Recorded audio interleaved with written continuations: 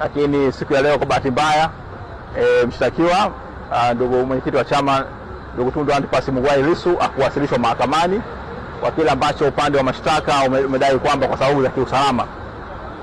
Lakini sisi wote tumefanikiwa kufika hapa mahakamani. Nadhani nchi yetu wa Dar es Salaam huko salama. Watu wote wameweza kusafiri, mabasi yanafanya kazi. Lakini upande wa mashtaka kwa wamesema kwamba unaomba kwamba kwa sababu za kiusalama haujaweza kumleta mwenyekiti wa Chama cha Demokrasia na Maendeleo mahakamani. Kwa hiyo hakuwepo mahakamani.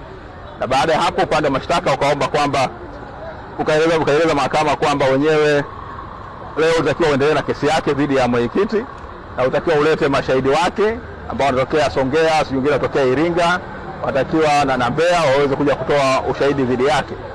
Sasa wakasema kutokana na sababu za kiusalama au mashahidi hawakuweza kuletwa, kuja kutoka kusafiri kuja Dar es Salaam kwenye kesi. Kwa hiyo na wao waweze kujiandaa vizuri kuweza kuandaa mashahidi wao hawa waweze kutoa ushahidi. Kwa hiyo kwa sababu hiyo kwa maomba ahirisho la wiki 2.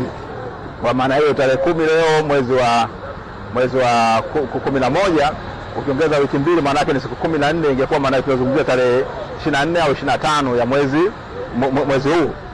Jopo la majaji wao watatu, Jaji Ndunguru, Kionde na Karema baada ya kuchakata hilo ombi wamesema kwamba hawakubaliana upande wa serikali kusema kwamba kesi iahirishwe kwa wiki 2, bali wameahirisha kwa siku 2, yani ya leo na kesho, na kwamba tarehe 12 ya mwezi wa 11 mwenyekiti wa Chama cha Demokrasia na Maendeleo ndio Tundu Antipas Mugwai Lissu aletwe mahakamani na kesi iendelee, na mahakama imeamrisha kwamba ule hati ya wito wa kumuita mahakamani itolewe na aje, na upande wa mashtaka siku hiyo uendelee na kesi yake.